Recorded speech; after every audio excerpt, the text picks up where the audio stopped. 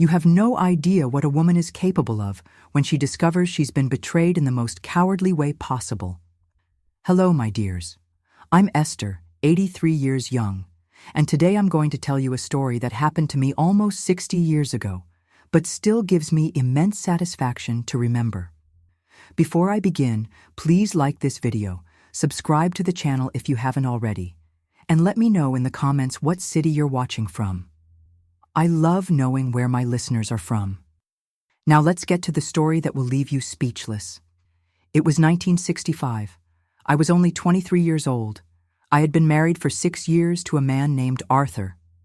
Back then, I was a young mother of 3 small children: Adam, 5 years old, Claire, 3, and Benjamin, who was just 1. To everyone looking in, we seemed like the perfect family. We had our own house on Maple Street, a blue Chevrolet Impala that was the envy of the neighborhood, and my husband owned a fabric store that was doing very well. Arthur was a respected businessman in town. He had a young secretary, Marlene, a woman in her early 20s, well-dressed, who had been working for him for about 2 years. I never suspected anything. The woman was polite to me, always greeted me when we ran into each other in town.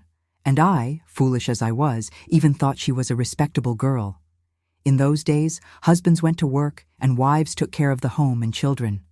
That's how it worked, and I didn't question it. I trusted my husband blindly.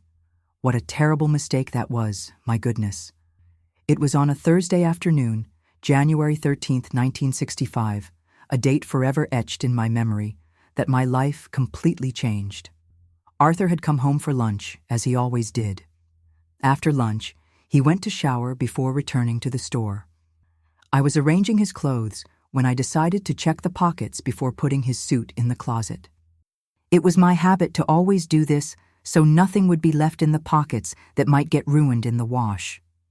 That's when I felt a paper in the inside pocket of his jacket.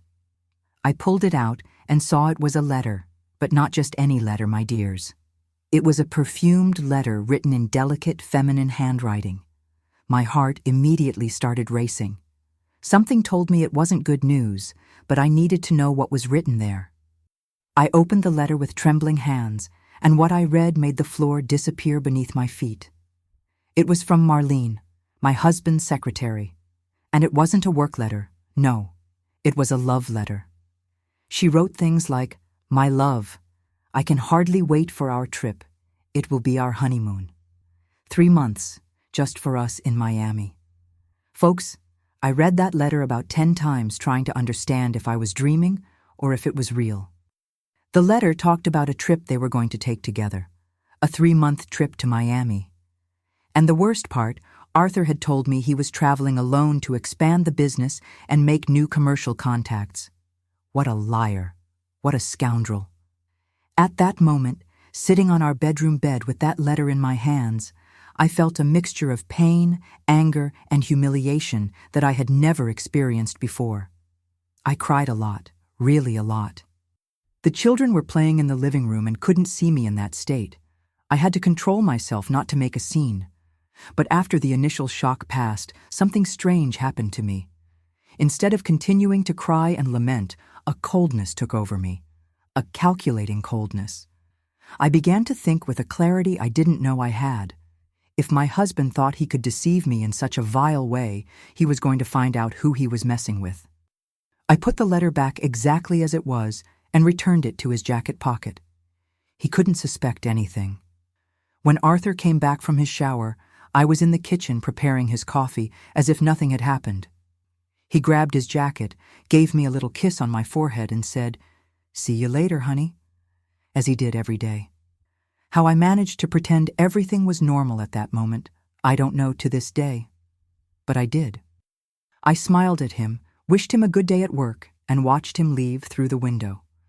Only when his car disappeared from view did I allow the tears to flow again. That same evening, Arthur came home and officially announced the trip. He said a business opportunity had come up in Miami, that he would be there for 3 months, that it was important for the family's future. He lied right to my face, folks. He lied to me and his children as if it were the most natural thing in the world. I pretended to be concerned about the trip. I asked if he would be alone for so long, if he wouldn't miss us. And this scoundrel even had the nerve to console me, saying he would call often, send letters, and bring presents for all of us when he returned. What an actor he was, my goodness. If there were an Oscar for lying husbands, he would win in the main category. During the days that followed, Arthur organized everything for the trip. He said he would travel at the beginning of February and return only in May, 3 whole months to enjoy a honeymoon with his mistress while I stayed home taking care of our 3 children alone. But I had other plans he never dreamed I would be capable of making. I began to observe everything with different eyes. I noticed how excited he got when talking about the trip, how he smiled when the phone rang and it was someone from work, who I now knew was Marlene. I noticed how he started taking better care of himself, buying new clothes, a different cologne, all to impress his mistress. Meanwhile, I began to plan my revenge, because it would be revenge, you can be sure of that. He was going to pay, and pay dearly, for humiliating me this way. First, I needed to understand exactly what our family's financial situation was. I went through his papers, something I had never done before. I discovered we had a good amount in the bank, that the house was paid off, that the store was profitable. We had assets, and I had access to everything because back then wives had power of attorney from their husbands to take care of business when they traveled. That's when the brilliant idea came to my mind. If he was going to abandon me for 3 months to live a romance with another woman, then when he returned, he would find a little surprise he would never forget. I was going to sell everything, the house, the car, the furniture, empty the bank accounts, cancel all the store's suppliers, and ruin his life while he was having fun with that tramp. And the most brilliant part of all, I was going to do it all legally, using the power of attorney he himself had given me. He wouldn't be able to do anything about it because, technically, I had the right to manage the family's assets. In the last days before the trip, I could barely contain my anxiety. It wasn't anxiety from sadness about the separation, as he thought. It was anxiety to begin executing my revenge plan. On the eve of the trip, Arthur made an emotional speech about how he would miss us, how this trip was important for our future, how I was such an understanding wife.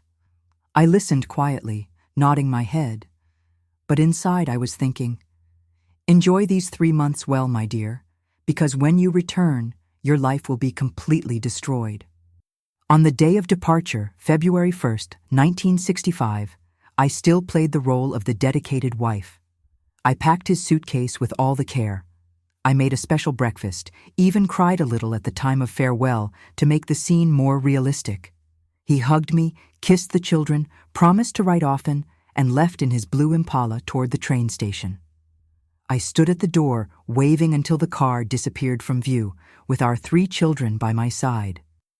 As soon as he disappeared, I took a deep breath and thought, now the real fun begins.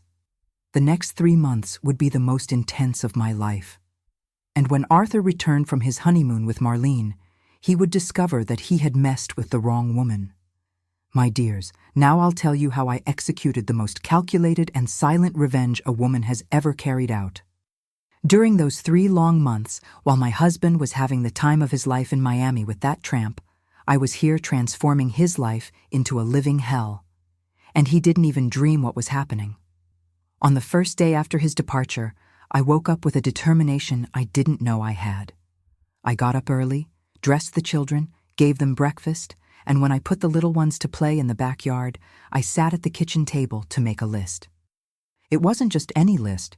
It was my revenge list. I wrote down everything I needed to do: sell the house, sell the car, sell the furniture, close the bank accounts, cancel the store's suppliers, sell all the inventory.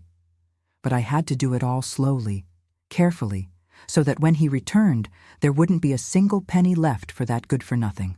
The first week was the hardest, because I was still getting used to the idea that I was really going to do this.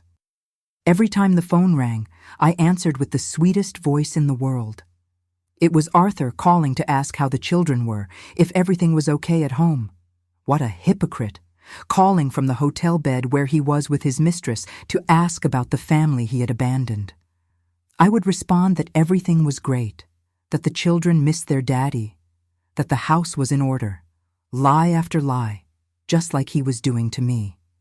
The difference was that my lies had a purpose, to protect my plan until the right moment. In the second week of February, I really started to get to work. First, I went to the bank. I arrived all dressed up in my best outfit, carrying the power of attorney he had given me. The manager, Mr. Matthews, knew me well, so he didn't ask any strange questions when I said I needed to move funds around. I started slowly. First, I withdrew a smaller amount, saying it was for some home renovations. Then, a few days later, I went back and withdrew a bit more, explaining that an investment opportunity had come up. Mr. Matthews even congratulated me on my initiative to take care of family business while my husband was traveling. If he knew I was planning to completely break that husband of mine, I think he would have fainted right there in the bank. At the same time, I began to survey the real estate market. I approached Mr. E. Johnson, who was a real estate agent in town, and said I was thinking of selling the house.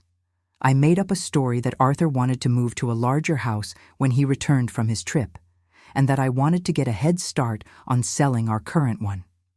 Our house was one of the best on the street, well maintained, with a large yard, 3 bedrooms. Mr. Johnson was very interested and said he would have no difficulty selling it. We arranged for him to bring some potential buyers to visit in the following weeks. Meanwhile, at the store, I began my favorite part of the plan. Since I had access to everything, I went there several times in the first week, always with the excuse of picking up some papers or checking if everything was in order.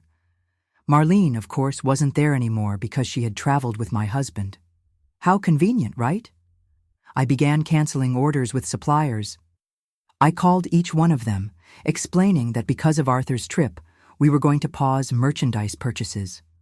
Some were surprised because the store had always been a good customer, but I gave convincing excuses about reorganizing inventory and changes in the business.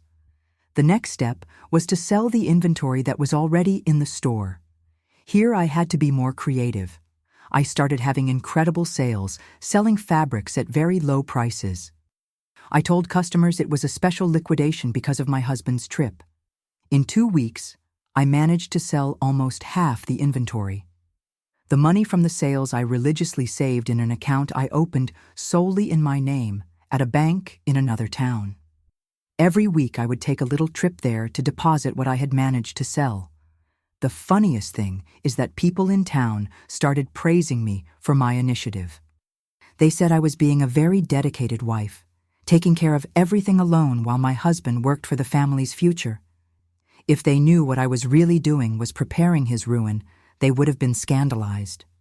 At the beginning of March, the first serious buyer for the house appeared. It was a young couple, the Smiths, who had just gotten married and were looking for a house to start their life. They fell in love with the house on their first visit. They offered a fair price, cash, and wanted to close the deal quickly. I said I needed to talk to my husband, who was traveling, but that in principle I was interested in selling. I scheduled a second visit for the following week and began preparing all the documentation. That night, Arthur called as he always did. He was euphoric, saying business in Miami was going very well, that he had made important contacts, that the trip was being a success. Liar, shameless man. I knew he was just having fun with that hussy, spending our money on fancy hotels and expensive restaurants. But I played my part in the performance. I said I was proud of him, that the children were fine, that I was taking care of everything with great care. I even made up that I had made some improvements to the store, better organizing the merchandise. He was delighted, saying I was the best wife in the world. How ironic, isn't it? He thought I was being the perfect wife while I was destroying his entire life, brick by brick. During the Smiths' second visit, we closed the deal. They paid cash, as promised, and I got an excellent price for the house. The money went straight to my secret account. We agreed that they would only take possession of the house at the end of April, a few days before Arthur would return. Perfect for my plans. With the money from the house secured, I moved on to selling the furniture. Here I had to be even smarter because I couldn't sell everything at once, or the neighbors would get suspicious. I started by selling the most valuable pieces first: the dining room sideboard, the china cabinet, the good sewing machine. I invented various excuses for the neighbors. I told one that I was selling the china cabinet because I wanted to buy a more modern one when my husband returned. To another, I explained that the sewing machine was malfunctioning, and I preferred to sell it now to buy a new one. I always had a convincing explanation for each sale. People in town started commenting that I was full of plans and changes for when Arthur returned. They said I was a woman of vision, always thinking about improving the house and the family's life. How blind these people were! I was preparing to disappear from that traitor's life. In mid-March, it was time for the car, the blue Impala that was Arthur's pride and joy. This was harder to sell without raising suspicions because everyone in town knew our car. I had to find a buyer from outside of town. I managed through an acquaintance who worked at a dealership in the neighboring town. I explained that my husband had decided to change cars when he returned from his trip and wanted to sell the current one to facilitate the deal. The buyer came on a Thursday afternoon, examined the car, found it to be in excellent condition, and closed the deal on the spot. Another considerable sum for my secret account.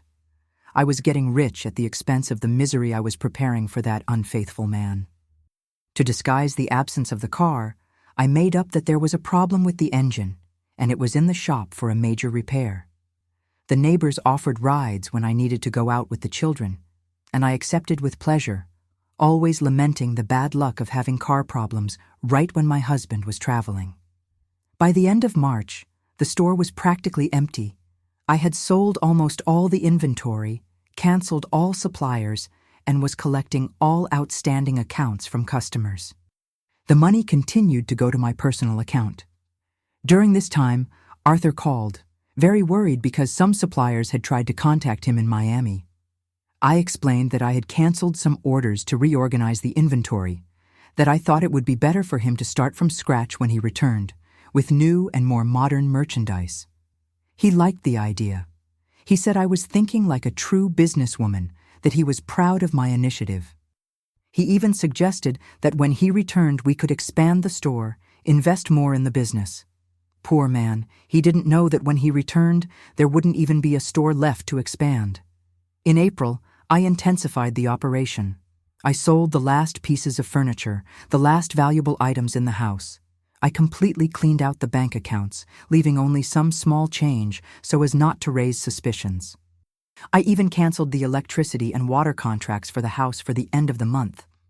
In parallel, I was organizing my move to Madison, Wisconsin, where my sister Candace lived. She knew everything I was doing and had offered me total support. She had even found a small house to rent there, small but sufficient for me and the 3 children. At the end of April, with just 1 week left before Arthur's return, I was practically ready. The house was sold, the car sold, the furniture sold, the accounts emptied, the store vacant. I had a nice sum saved in my secret account, enough to restart life in a new city. But I still had one last act of my revenge to execute, the most delicious of all, a party he would never forget in his life. Because, do you think I was going to leave secretly like a fugitive? No way. I was going to make sure I was there when he returned. I was going to look that scoundrel in the face when he discovered his life was over. And the party I was planning would be the perfect grand finale to my revenge. My dears, now comes the most delicious part of this whole story. The party I organized to welcome my husband back was the most brilliant thing I've ever done in my life. You'll be open-mouthed when you hear how I executed the final blow to that traitor's life. There were only 5 days left until Arthur's return when I began to prepare my masterpiece.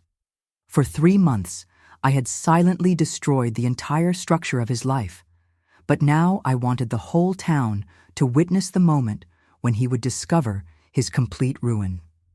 The idea for the party came to me one Sunday morning when I was in church with the children. During the service, I observed all those people from our community, people who knew our family, who respected my husband, who thought we were the example of a happy and prosperous family. That's when I thought, What a wonderful thing it would be if all these people knew the truth about who Arthur really was. I left church with my mind buzzing with ideas. I spent the entire Sunday planning every detail of the party. It would be a welcome home party, a loving reception for the husband returning from a long business trip. At least, that's what everyone would think. On Monday morning, I began spreading the invitations around town. I went from house to house, from store to store, inviting everyone.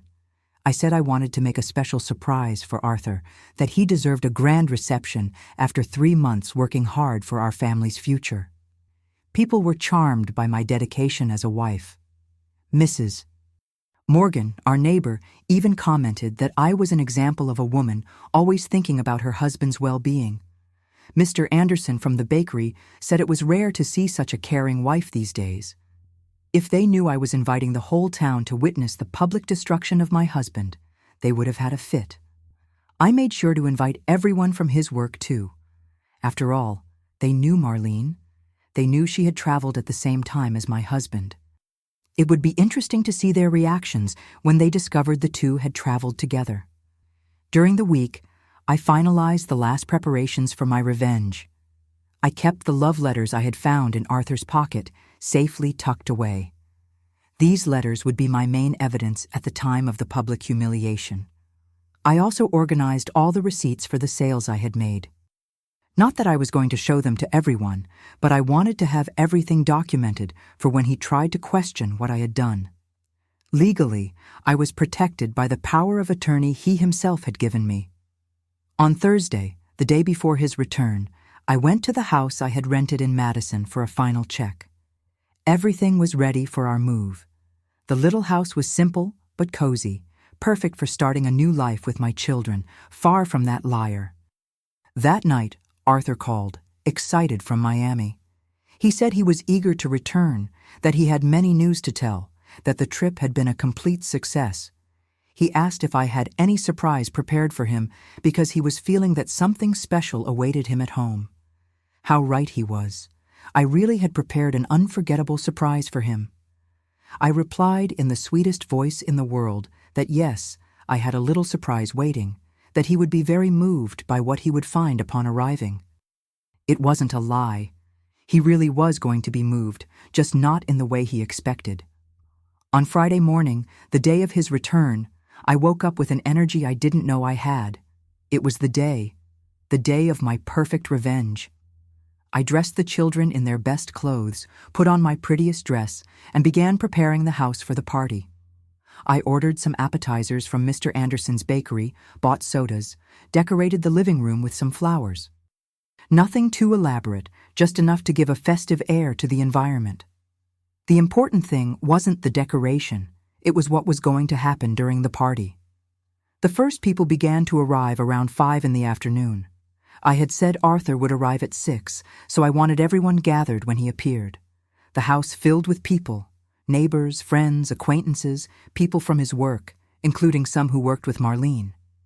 Everyone was excited, commenting on how I was such a dedicated wife, how lucky Arthur was to have a woman who organized such a loving party to welcome him back. I smiled and thanked them for the compliments, but inside I was counting the minutes until the moment of truth. Promptly at 6 o'clock, I heard the sound of a car stopping in front of the house. My heart raced, but not from nervousness. It was from pure anticipation of what was to come. I looked through the window and saw my husband getting out of a taxi, carrying his suitcases, with that satisfied smile of someone returning from a wonderful trip. A few minutes later, I heard another car. It was Marlene, arriving as if she were just a colleague coming to greet the boss who was returning from a trip. What nerve that tramp had. She entered the house greeting everyone politely, pretending she barely knew my husband. When Arthur entered the house and saw all those people gathered, he was truly moved. He came to hug me, saying I was the best wife in the world, that he hadn't expected such a loving reception. He kissed me on the forehead and whispered in my ear that he had missed me very much. What an actor he was. He had just returned from a 3-month honeymoon with his mistress and still had the courage to play the role of the longing husband. During the first half hour of the party, I let everyone talk, greet each other, Catch up. Arthur was radiant, telling one person after another about the trip, about the business he had done, about how Miami was a wonderful city. Marlene stayed in a corner, talking quietly with some people, always avoiding getting too close to my husband to not raise suspicions. But I noticed the looks they exchanged, that complicity of people who had shared intimate moments. When I realized that all attention was focused on Arthur and his stories from the trip, I decided it was time to take center stage. I went to where the radio was, turned off the music, and clapped my hands to get everyone's attention. The house fell into complete silence. All faces turned to me, expecting me to make some toast or welcome speech to my dear husband. I began speaking in a firm and clear voice. Everyone, thank you very much for your presence here today. It's very moving to see so many friends gathered for this special occasion. Arthur smiled proudly, thinking I was going to make a speech praising him and his dedication to work during those 3 months. I continued. Actually, this party isn't exactly a welcome party. It's a farewell party. My farewell party. A low murmur began in the room. People were confused, not understanding what I was trying to say. Arthur's smile began to fade. That's when I dropped the bomb. During these 3 months, while my husband was in Miami, he wasn't alone as everyone thinks. He was accompanied by his secretary Marlene, who is here with us today.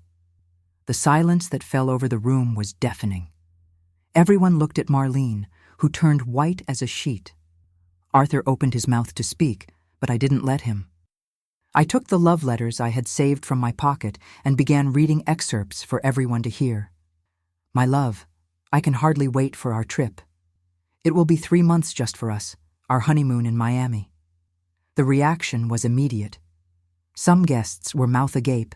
Others began to whisper among themselves. Marlene tried to head for the door, but I continued reading. You are the man of my life, Arthur. I can hardly wait for us to start our life together, away from everything and everyone. It was at this moment that Arthur exploded. Red with anger, he interrupted me, shouting, Enough! So what if you found out? Do you think I care? You were never a real woman anyway. I'm going to move in with my Marlene and give her the best life of all. You figure it out with these children. The room was in total shock at his rudeness. Some ladies even brought their hands to their chests, scandalized by those words. But I was expecting exactly that reaction. With the calmest smile in the world, I responded, How good that you said that, Arthur, because now I can tell everyone the rest of the story. And then came the coup de grace. During these 3 months while you two were having fun in Miami, I sold our house, sold your car, sold all our furniture, emptied all our bank accounts, canceled all your store's suppliers, and sold all the inventory that was there.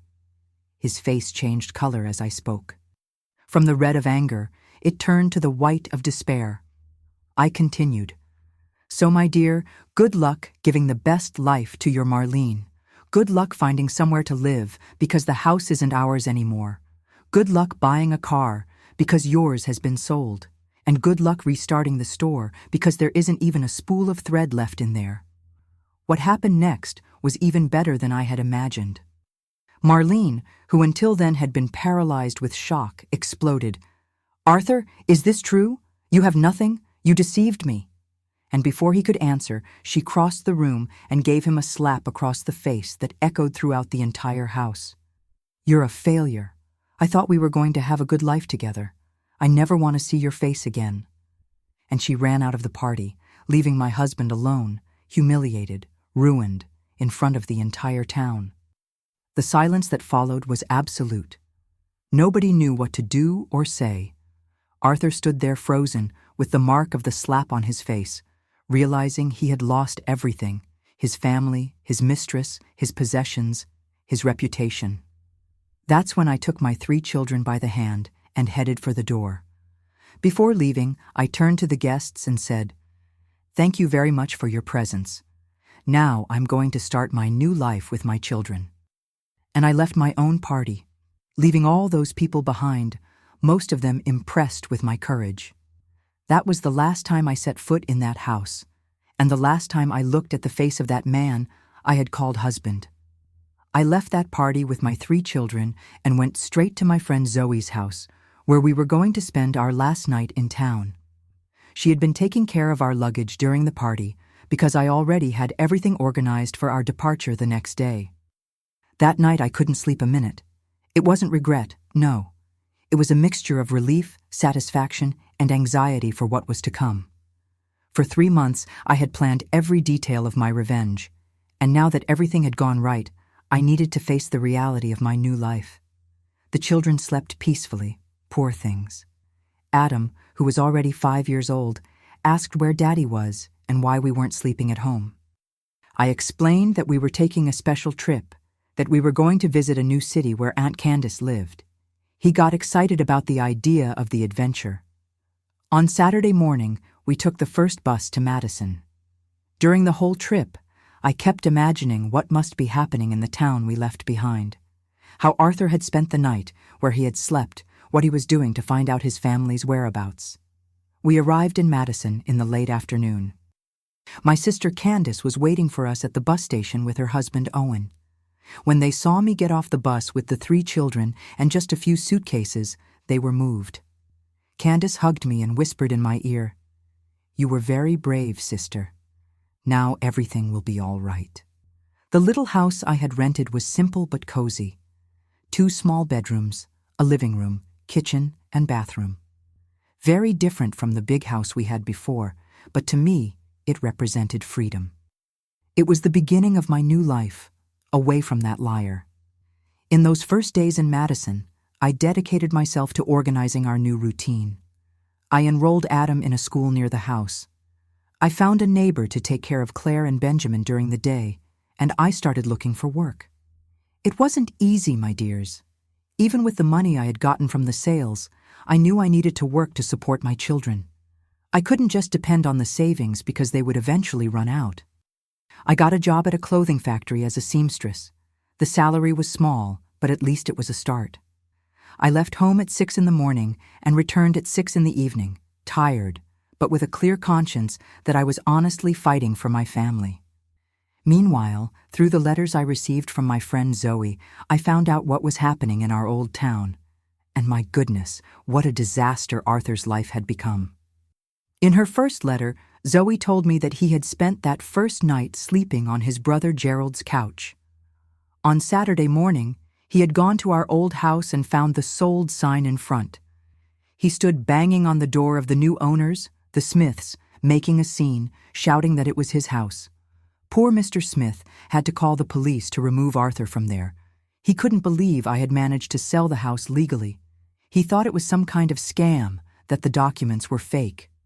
It was only when he went to the county clerk's office and saw all the papers in order that he understood I had really sold everything. The power of attorney that he himself had given me allowed me to make all those transactions. Zoe's second letter came 2 weeks later and brought more details of his misfortune. She told me he had gone to the bank and discovered that all the accounts were empty. The manager, Mr. A. Matthews, explained that I had withdrawn everything little by little during the 3 months, always with the documentation in order. Arthur tried to question the transactions, but there was no way. I was an authorized account holder, had power of attorney, and all the withdrawals had been made legally. The bank couldn't do anything to help him. The worst of all was when he went to the store. He found the establishment completely empty, with only the empty shelves and some old chairs. The suppliers had canceled all contracts, as I had requested. Not even a button was left for him to restart. Some creditors were already charging the overdue bills from the store. It seems I wasn't the only one who had the idea to leave some debts in his name before disappearing. What an interesting coincidence, isn't it? The third letter brought news about Marlene. Zoe discovered through one of her cousins that the tramp had disappeared from town the same weekend as the party. Nobody knew where she had gone, but the rumor was that she had taken a bus to Ohio right after the humiliation. Months later, through the gossip network, which always works very well in small towns, we learned that she had shown up in Cincinnati. She was working as a sales clerk in a store and living in a modest boarding house. The story that reached us was that she had met a widowed businessman, Mr. Bernard Hamilton, one weekend when she was crying on a park bench in the city. He had felt sorry for her, offered help, and they eventually grew close. Interestingly, Marlene never told anyone about her past with Arthur.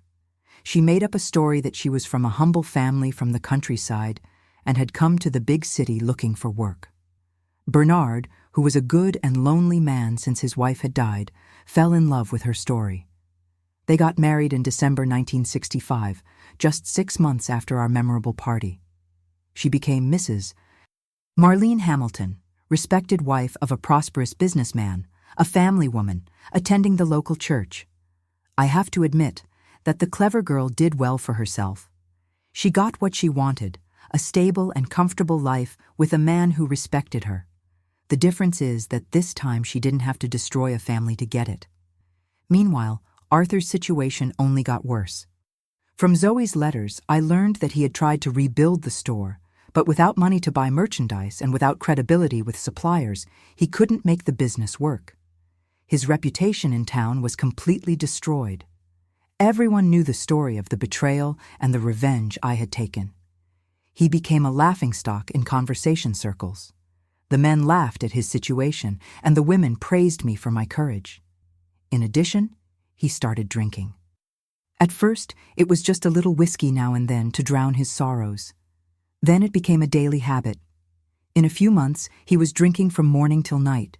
His brother Gerald put up with him living in his house for a few months, but then he couldn't stand it anymore.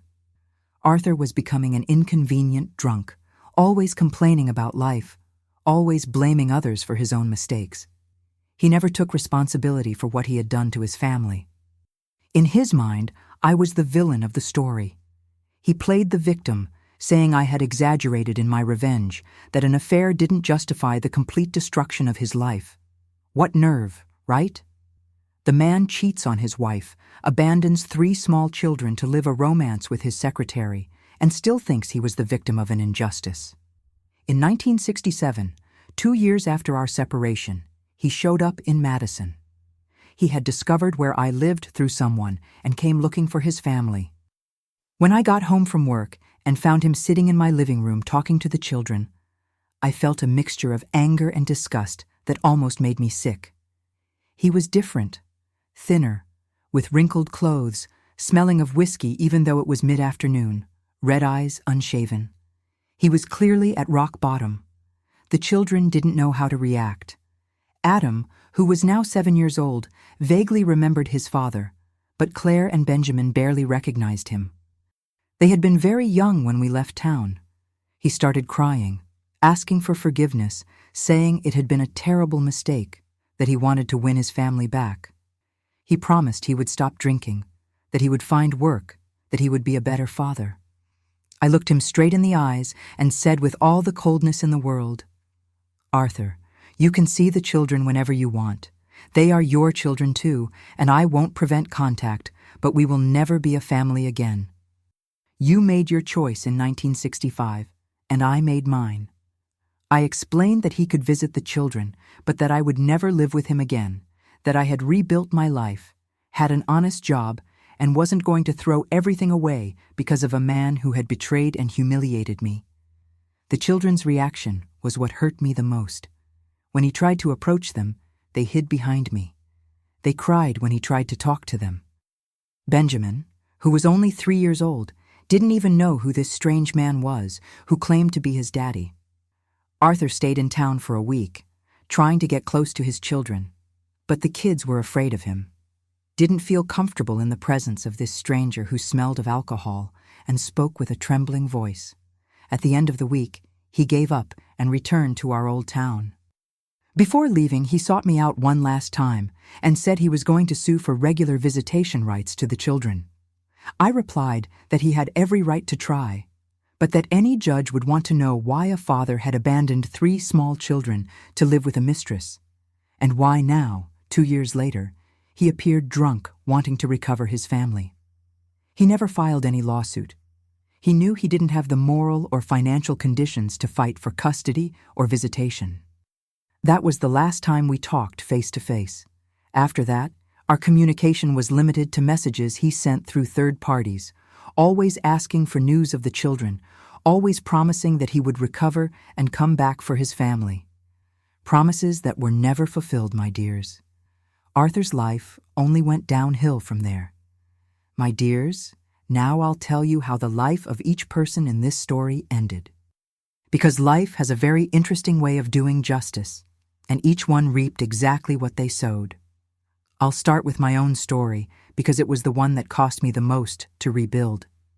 After that visit from Arthur in 1967, I continued my life in Madison, working hard at the clothing factory and raising my 3 children alone. It wasn't easy, folks, working all day, coming home tired, and still having to take care of the children, help with homework, cook meals, wash clothes. Many nights I fell into bed exhausted, but always with a clear conscience that I was doing the best for my children. The money I had gotten from the sales gradually ran out. I used it to supplement the low factory salary, to buy school supplies for the children, to pay for medicine when someone got sick. By 1970, 5 years after our arrival, I had spent almost everything. It was around this time that I met Jack. He was a widower, had lost his wife 2 years earlier, and worked in sales at a hardware store in town. He was a simple, hard-working, good-hearted man who attended the same church as me. Jack wasn't rich, far from it. He earned a modest salary, lived in a small house he was still paying for, and had 2 teenage daughters from his first marriage. But he was an honest man who treated the children well and respected me. We started meeting at church. Then he began visiting me at home on Sundays. The children liked him from the beginning.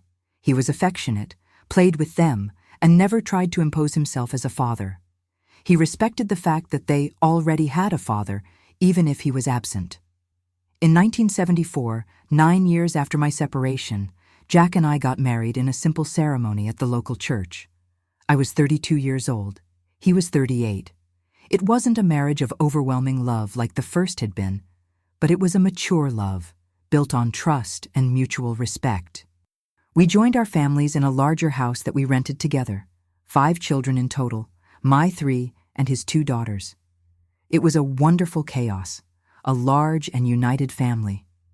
In 1976, our first daughter together, Rose, was born. 2 years later came Victor. Life didn't get easy overnight, but it got better. 2 salaries at home, even if modest, gave more security. We managed to buy our own house in 1980, a lot where we built a simple but comfortable 2-story home. My children grew up considering Jack as their real father. He raised them with affection, helped with their education, scolded them when necessary, celebrated their achievements. For them, Arthur was just a shadow from the past, someone they had known when they were very young. As for Arthur, the news that reached me through friends from the old town was not good at all. With each letter I received, his situation was worse. In 1971, my friend Zoe wrote telling me that he had definitively lost the store. He couldn't pay the back taxes, and the establishment was closed by the IRS. He was left without the last vestige of the prosperous life he had once had. He began living off odd jobs, loading trucks at the market, helping with moves, doing small repairs for anyone willing to pay. But the drinking problem only got worse. Many times he arrived drunk at work and ended up being fired. In 1975, 10 years after our separation, he went to live at the mercy of an elderly aunt, Mrs. Caroline. The poor old woman took pity on him and offered a corner in her backyard where he could sleep. In exchange, he helped with some household chores and took care of the yard. It was through this aunt that he got my address in Madison. In 1978, when I was pregnant with Victor, I received a letter from him. It was a pathetic letter, written with a trembling hand, full of grammar mistakes, asking for forgiveness and begging for a chance to meet his grandchildren. I showed the letter to Jack, who said the decision was mine. I talked with the children, who were already teenagers. Adam, at 18, said he had no interest in meeting his biological father. Claire, at 16, was even harsher. She said the only father she knew was Jack. Benjamin, who was 14, was curious. He asked if he could at least exchange some letters with Arthur. I allowed it, but made it clear that any contact would be under my supervision. The correspondence lasted about 6 months.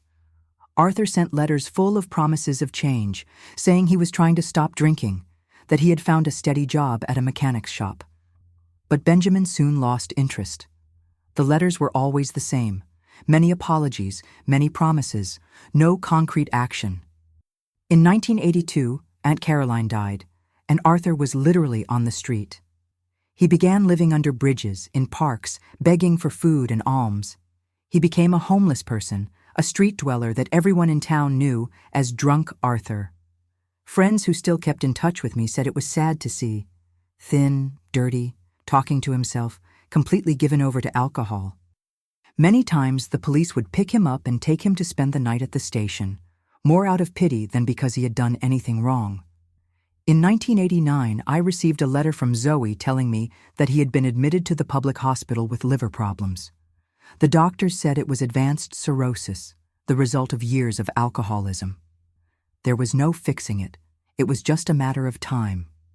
I talked with my children about the possibility of visiting him in the hospital. Only Benjamin showed interest. Even so, when we arrived at the hospital and saw the state he was in, it was a shock. Arthur was unrecognizable, yellow from jaundice, extremely thin, with a swollen belly from ascites.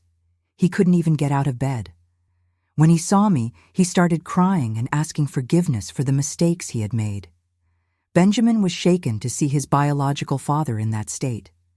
They talked for a few minutes, more out of politeness than true emotion. It was as if they were talking to a stranger. Arthur died 3 weeks later, in October 1989. He was only 52 years old, but looked much older. The funeral was sad, with only a few distant relatives, me, Benjamin, and some people from town who came more out of curiosity than grief. Looking at that coffin being lowered into the ground, I thought about how cruel life had been to him. But I also thought that he had made all the wrong choices possible. He chose to betray his family, chose the path of lies, chose to surrender to alcohol instead of fighting to rebuild his life. As for Marlene, the news that reached me was quite different. Through the gossip network that connected our old town to Cincinnati, I always knew how her life was going. She really had managed to completely reinvent herself. Married to businessman Bernard Hamilton, she became a respected lady in local society. They had 4 children, 3 boys and a girl, all raised with good education and opportunities. Bernard never knew about her story with Arthur. To him, Marlene was a girl from a humble family who had come to the big city looking for a better life. She maintained this version of the story until the end of her life. She participated in church groups, organized charity bazaars, was known as a charitable woman dedicated to her family. Ironic, isn't it? The same woman who had destroyed a family became an example of family virtue. Bernard died in 1998 at 78 years old, leaving Marlene a widow and well off. She inherited the business, properties, a good amount in the bank. The children were already adults and well established in life. In 2008, when I was already 66 years old and retired, I learned that Marlene had had a stroke. She spent a few years debilitated, cared for by her children, until she died in 2010, at 73 years of age. Her funeral was a commotion in Cincinnati. Hundreds of people, flowers, emotional speeches about the wonderful woman she had been. Her children cried sincerely, without knowing that their mother had been the mistress who destroyed a family decades earlier. I have to admit I felt a twinge of bitterness when I learned this. She had managed a full life, respected, surrounded by family love. Meanwhile, Arthur died alone and despised, and I spent years struggling to rebuild my life. But I also thought that perhaps Marlene had learned something from that experience. Maybe she had really been a good wife to Bernard, a good mother to her children. Sometimes people change, mature, become better. As for me, I can say I had a good life after all that turbulence. Jack was a wonderful companion until he died in 2005, at 69 years old. Together we raised 7 children. We saw them all graduate, get married, Give us grandchildren. My 3 children from my first marriage became good people. Adam became an accountant, got married, had 2 children. Claire became a teacher, also started a family. Benjamin pursued a military career, retired as a sergeant. All of them consider Jack as their real father. When they talk about Arthur, it's always as that man or Mom's first husband. They never created an emotional bond with him. Today, at 83 years old, I am a widow, but I have a large and united family. 15 grandchildren, 8 great-grandchildren, and more on the way. I live in a comfortable house that I managed to buy with my retirement, surrounded by people who love and respect me. When I look back, I don't regret anything I did. That revenge of 1965 saved my life and my children's lives. If I had forgiven Arthur, he probably would have continued to cheat on me, humiliate me, spend our money on other women. Life taught each of us the lesson we deserved. He paid dearly for his betrayal and cowardice. She got a second chance and knew how to take advantage of it. And I learned that a courageous woman is capable of rebuilding her life as many times as necessary. And that, my dears, is the whole truth about how a betrayal can change the destiny of several people forever. I hope you enjoyed this story that marked my life so deeply. If you did, don't forget to leave a like on the video, subscribe to the channel if you aren't already subscribed, and turn on the notification bell so you don't miss any of my stories. Tell me in the comments what you thought of this revenge. Do you think I went too far, or did Arthur deserve everything that happened to him? And have you ever been through a similar situation in life? Share your experiences with me. I love reading your comments. A big kiss to each one of you, and see you in the next story. Bye, my loves.